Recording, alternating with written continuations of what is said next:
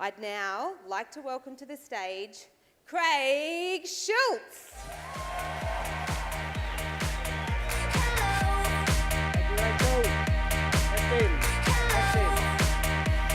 How are we all? Congratulations for turning up to our Gold Coast convention. I'm really excited to be here today and sharing a training topic for me that's very different to what I've done previously. Often when Chris sets the assignments, he always says, I want you to train on meat and potatoes, nuts and bolts, teach people how to recruit, teach people how to recruit big leaders, close people.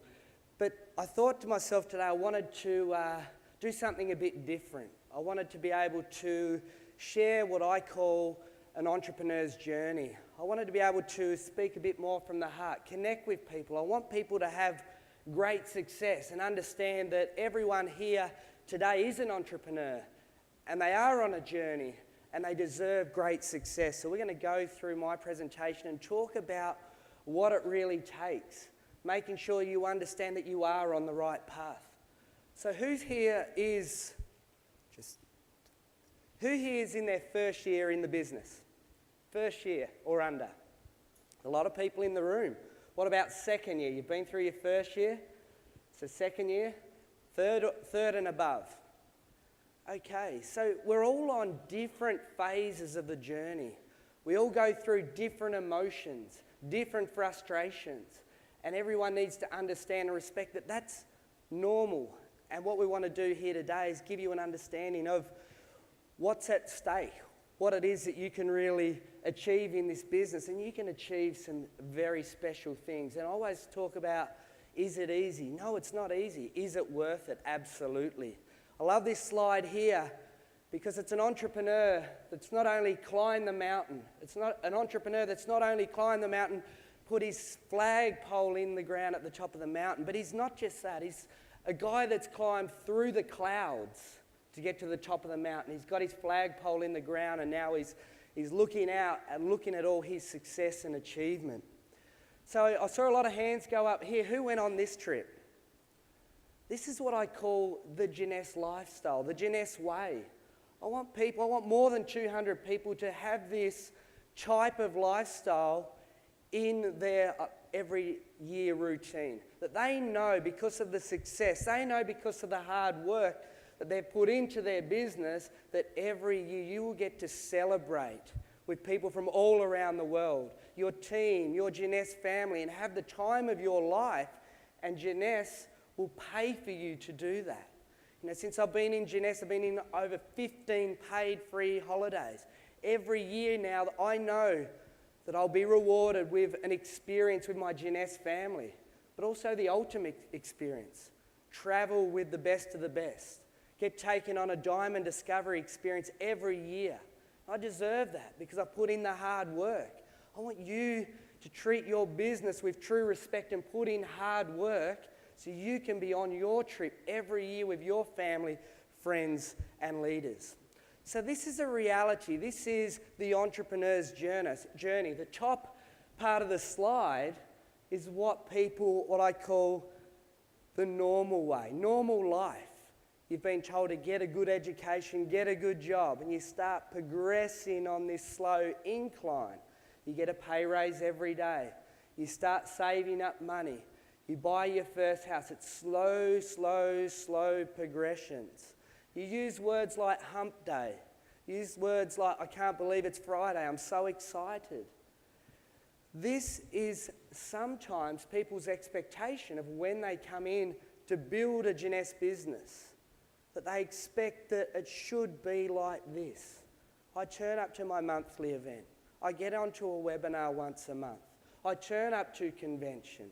All these parts of the journey, it's not like that. It goes up and down. So the reality is, and it's really important to manage people's expectations, is this is the entrepreneur's journey. So we start the journey. We get a little bit of momentum. We're in our first year. So a lot of people put their hand up because they're in their first year. I've enrolled all my family and friends. We got some momentum. I got up to this peak. I keep thinking that it's going and I crash. My bike stumbles down a hill. And guess what? Some people never, ever, ever pick their bike up, dust themselves off, and have another go. Some people quit. You see it all the time. You'll have people in your group that have done this. You go, why? Why haven't you continued to participate? But then there's some leaders in the business, people with mindset, vision, belief. They'll pick their bike up. They'll not only that, they'll learn how to climb. They'll climb that next mountain, that next peak through leadership development, growth, getting better. This time, they've built a better business. They've found that one or two people. They've gone to jade, pearls, sapphire. They've got jade, pearls and sapphires come in. They'll get to the top of the mountain. They'll keep thinking it's just going to happen. This time you fall into another trough. You've got to learn something else. You've got to learn how to swim or even build a boat. All right? And when you fall into this trough, you'll go through more emotions because you'll have people in your group fall into the first trough. And you'll be frustrated. That's okay. It's all a part of the journey. The most important thing is when you get in these troughs, if you really, really, really want this to be a part of your lifestyle, you've got to make sure you grow as a person and get out of them and climb the next mountain, the next mountain. You'll have more challenges. That's okay. That's a part of being the entrepreneur. Who recognised this guy? He didn't just have a group of planes sitting at an airport. He worked hard. He worked hard to build his brand, and it took time. What about this person? If you watch his story, listen to his story, this is now a household brand, but it was lots of trial and error, lots of success and failure. Incredible. I love this guy. He's my favourite sports person of all time. If you type in to Google Michael Jordan and quotes, he's got hundreds and hundreds of great ones.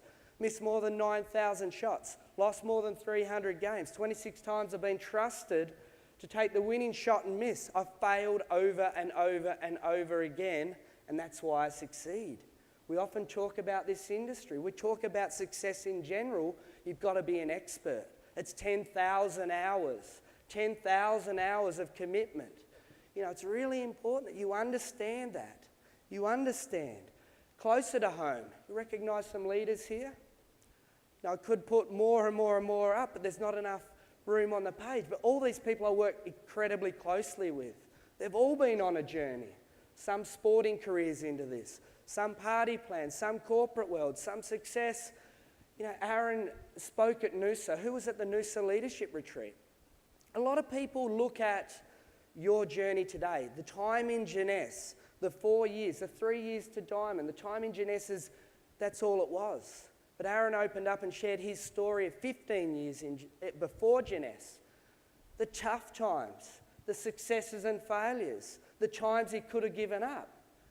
But no, I've given up. I deserve more. I want a great life for my family. So he continued and continued and continued. I've been on a similar journey. Even this guy, 30 years in the industry. He's been to the top of the mountain of a company, started again. Top of the mountain of a company, started again. Now he's at the top of the mountain of Jeunesse, and he's going to continue to go. What I really wanted to share with you today is one part of the Jeunesse journey. Now, a lot of people have followed Aaron, myself, Lyndon on social media, and you know, they see that we have a fun time. They see that we travel the world. They see that we're having good success. You know, we have a joke, have a fun. But the reality is we all have families. So when we travel for 2 weeks at a time, we need to find a way to support our families. The money that we invest into the business, the 3 a.m. trips to the airport, day after day after day after day, it hasn't just been a steep ride. Hasn't just been a steep ride. We've had these rides. I remember Lyndon saying in the first year, I flew all the way to Christchurch, set up the meeting, and no one turned up. An international trip, no one turned up. Would you give up then? No. So I wanted to share with you this part of the story, because this part a lot of people can relate to. They've seen it firsthand. And last month was it's probably the most humbling and special part of my journey as an entrepreneur to date, watching this lady achieve Emerald, and I'll share a bit more of that story. But day one, so a lot of people have heard the rejection of 11 months following up, and this day here, they said, look, I'm open. So we invested in the 3 leaders to fly to Hong Kong, to have a look at an event just like this, but a lot more people from around the world, to meet the owners. So we met the owners day one. There's Scott, Lyndon, Aaron and myself with 3 people. We didn't really know what was going to happen then. Didn't have any experience in international business, travelling to the Philippines. In our first meeting, Marlene there in the middle was asleep through the whole meeting. So you were on your first trip, you've got your leaders coming over and one of them's asleep while they're meeting the owners. How's this going to go? 6 weeks later, I made a quick decision because they said, look, I'm going to go to Malaysia. So I said, look, I'm going to jump on a flight, I'm going to spend 3 days with them. And it was a really important time because they were resigning from their company. You see, in the Philippines, they were living middle to upper class, but they weren't happy. They wanted more. So I jumped on this plane 3 days. I felt like I was looking after 12 children. You know, I had to feed them all the time. I had to get them from A to B. Are you right to turn up to the event? I had to sit there. I had to say Jeunesse was great. I didn't really know what I was doing at that time. But, you know, I was just prepared to do absolutely anything to get this momentum started. First trip to the Philippines. No idea what we're doing. Lyndon, the narcissist, books a room in his own name, the Lyndon Suites. In our toilet, there was dead cockroaches. There was a section on the wall that says, if there's an earthquake, stand here. We turned up to the office. The office was about the size of your lounge room. 30 people can fit into it. They said, we don't like when anyone uses the toilet because it wafts out here. The computer was one, and it was like a full hard drive. So some days it worked, some days it didn't. The market was producing $30,000 a month in sales. Didn't have any staff. And if you understand building a business in Asia, you need to be able to show an office. So we had to work for the first 18 months. The company said, when you get sales to $100,000, we'll invest money in there. We had to work with nothing. Nothing. So there's some photos. Our first event, they made a banner of Lyndon, Aaron and myself. You know, it was an incredible experience. Again, the next 2 to 3 trips, we go out, we don't know what we're doing, we turn up to the first meeting.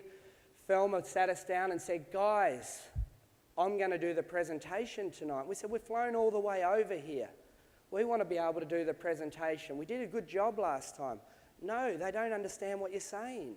They didn't understand what we're saying. Aaron said, is anyone here on Facebook? Not one person put their hand up.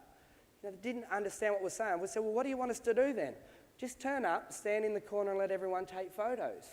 And we're thinking, we've spent $5,000 to $10,000 and all we're doing is taking photos.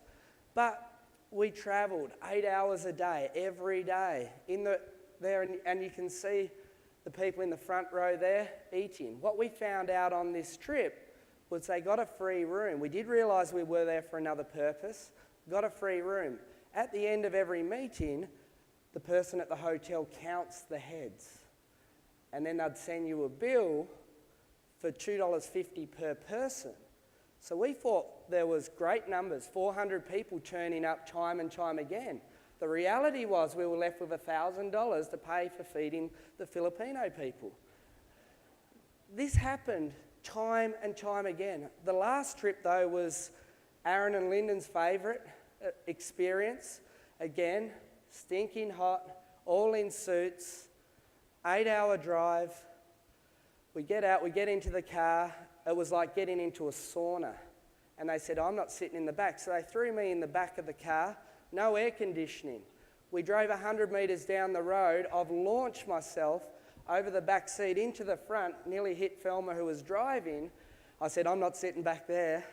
And I had like what you'd describe as an out-of-body experience. I was just sat there for 8 hours, head in the ground, no aircon. I really did feel quite uncomfortable. These 2 guys were laughing at me, hitting me, elbowing me. And it was just, I said, I'm not doing this again.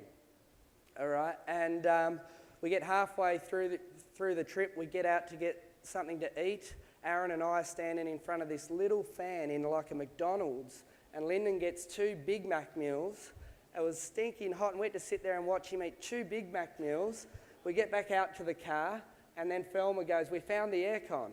So I drove the next 4 hours there, and you know, these are just memorable experiences. And this one here was the day I thought it was all over.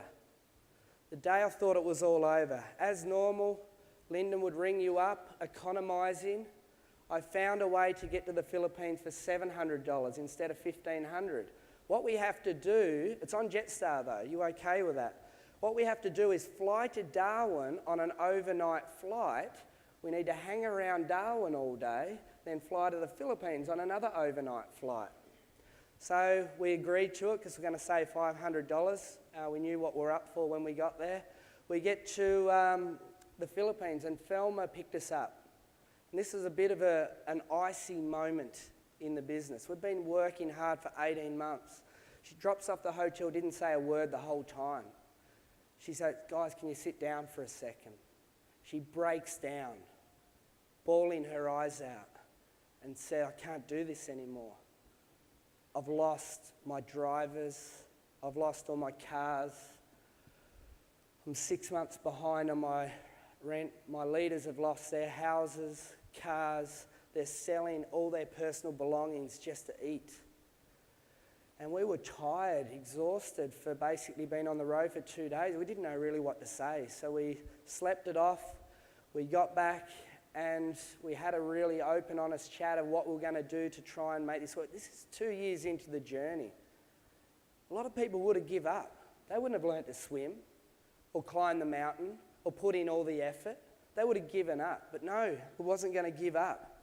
Then we had some fun times. An experience here, you'll see the basketball. Got taken out to a place, it was like 9, 10 o'clock at night, and we played basketball in front of 5,000 people that just, you know, it was a very poor area, and it was an amazing experience.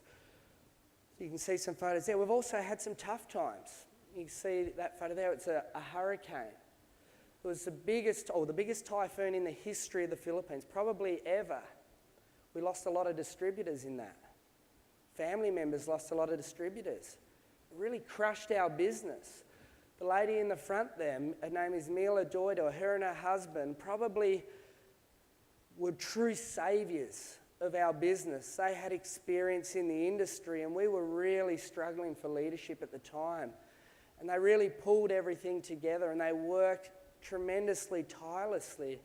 And the lady up there, Mila, went to an event. She was sitting in the front row like she normally does, taking notes, making sure all the leaders are engaged in the business. She was doing what a great leader does. I remember when she was on stage and speaking, she always used to say, things happen in life, guys. Things will happen, but I'd rather be in Jeunesse when they happen than not. Because you've got great people around you. Anyway, she goes home that night, a lady in her mid-50s, goes into cardiac arrest and dies. She was just about to hit Ruby in the business. Absolutely crushed our business. Crushed it. She was such a great leader. But didn't give up. Then things started to change for us. We're 2.5 years into this journey. Kanwar comes in. He starts really putting a lot of effort into the market, a lot of support. He gets a new country manager. We progress in new office. So we go from this little office that could fit 30 people into an office that has a training centre that holds over 1,000 people. We've got a great country manager. You saw on that graph, second or the fastest growing market there. We started pulling through. And last month is the day it happened, the day that gave me goosebumps. Was there when Thelma was recognised as an emerald. We moved from our first dinner where we paid $2.50 a head for a leaders' dinner for 15 people to what you would describe it as a red carpet event. And you're sitting in this room and you sit back and you think, if we didn't follow through with the journey, this room would be empty. You've had a huge impact on so many people's lives. The most satisfying thing, though, is to be able to see Thelma last month travel to Europe with a son, with a smile on her face, so excited about life. I remember the first time I met her and she told her story, and it was like growing up absolute poverty, absolute, housing commission. She showed us where it was like this very small dive, effectively. They didn't have, refrigerated food for such a long time. And her dream in life was to just go on a plane one day. That was her dream. She didn't get to do that to her 50s because of this industry. And now she's able to, through her 3 years of ups and downs, challenges, troughs, climbing out of troughs, she's got a special journey ahead with a lot of special people. So I always talk about, is the journey worth it? What is it worth to you? Going on a free holiday every year. Now, being able to experience the Holy Grail, being able to do things with your family when you want. It's so sad when I see, a lot of people around me and they're trapped. They're trapped. And they want to be able to watch their kids grow up, but they can't. They've got to get up and go to work. Why not make a sacrifice? You're going to have to work hard anyway. Why not do it with an opportunity that's working? And Jeunesse is working. So the reality, when we get back to this, how do we get out of these troughs? How are we going to get out of these troughs? I love this quote here. If you can't fly, then run. If you can't run, then walk. If you can't walk, then crawl. Whatever you do, you just have to keep moving forward. So if you're going to be able to get out of these troughs, you need to grow as a leader. You need to grow as a person. And it's through personal development. Personal development by learning. Personal development by putting it into action. If you don't grow up as a person, you end up jumping in one of those troughs and you're gone.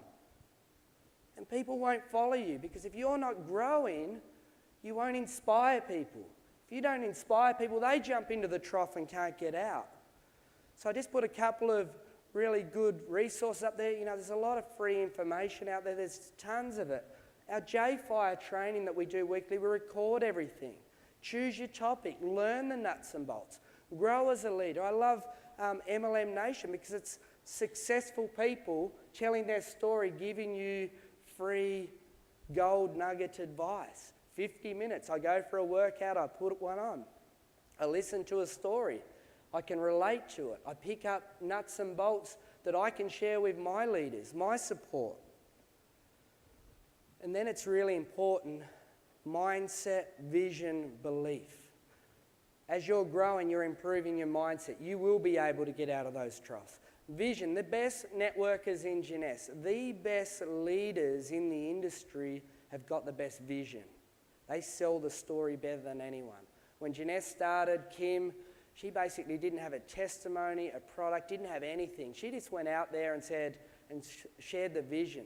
That's what the best leaders do. And then belief. Lyndon always talks about 1% of doubt overrides 99% of belief. So you've got to believe. There's one element to this business, this opportunity, this industry, whether it's product, whether it's the industry, whether it's Jeunesse, whether it's whatever it is, you need to change that. You need to go and search for the answers. You need 100% belief if you want to get through, if you want to succeed. And I always love talking about foundations. I'd love to see this a part of the comp plan that's recognised at 50 cycles. A sapphire at 50 cycles has built great foundations. People look at the iceberg and they see what's on top of the water. But have a look at what's below to create that. When you look at a building, you look at the structure, you see that. But have a look at the foundations. The foundation's weak on anything, it's gone. It's gone. I always talk about in Jeunesse terms, when you've got your business to a 50 cycle consistent business, it's just a matter of time. Because you've experienced people quitting. You've experienced people go through the troughs, the lows, the highs. You've experienced everything possible in this business. From there, there's no magic pill from there. It's just repeat, repeat, repeat. Look for more good quality people. So we all know the Jeunesse story. Jeunesse has been on a journey too, and I believe in this industry that this is the next Apple, the next Virgin, the next eBay, next Google, the next Facebook. This is that story, that journey in this industry. We're already being recognised for that. But I often say to people, I joined Jeunesse on their second year birthday. $65 million in sales. The first 18 months in this business, no GM, barely any products. Took 3 weeks to get here.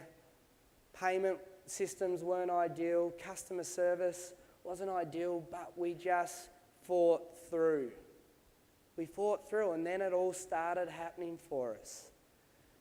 So now, Jeunesse at 1.1, we've heard Scott talk about the multi-billion-dollar brand. So if you start today, you get the same opportunity that I rode from 65 to a bill, because if they go to 2 bill, it's the same sales volume.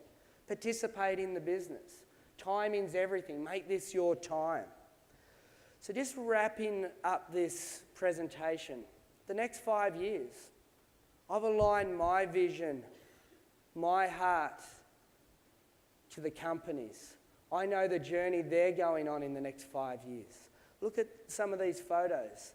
My best friends. You know, some of the most amazing experiences I've ever been able to experience in my life. The fun times, the great people. I want to do this forever with them. I want to help more people have success. I want to help people be able to live life the way they want to live. So for the next 5 years, go on the journey for yourself. Go on that journey, it's worth it. Beyond that, beyond Jeunesse, I'd like to inspire people in other ways. Love to write a book, tell my story, give it out for free. Love to do stuff for charity. Love to be able to educate people. I'd love to go to a school at their year 10 when you can make a huge difference. Talk for free and be the person that spoke to the year 10 group and they related to you and changed their life. You won't even know it, but I'd love to be able to go and do that. There's so many things. I'd love to be able to do more stuff for Jeunesse kids. I'd love to be able to contribute a lot more. So wrapping up, here's about 10 years ago. This is where I grew up, the west coast of Tasmania. It is a hole in the ground, mining town, 1,000 people. I like to share that. You know, a lot of people, probably look at me and say it's easy for you. It's not easy. I left home when I was 15, not because I got kicked out. I left home because we didn't have school past 15. My parents didn't have a lot. They looked after my family okay. We could go on an annual holiday, etc., but we didn't have any silver spoon. I put myself through university by winning one of 5 scholarships. Because I was living so far away from home, I had to do that.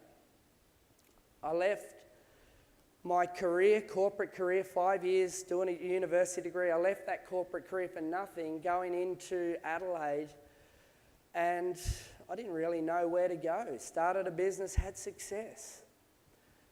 And then it's just transferred into this industry. It's been a long journey. And, I always like to say, how did I get there? It was just hard work. It was never giving up. It was fighting for my family. And I want people to fight for their family, fight for what they want. Because if I can do this, anyone can do it, all right? And the tallest oak in the forest was just a little nut that just held its ground. Grow as a person and give it your best shot. Thank you.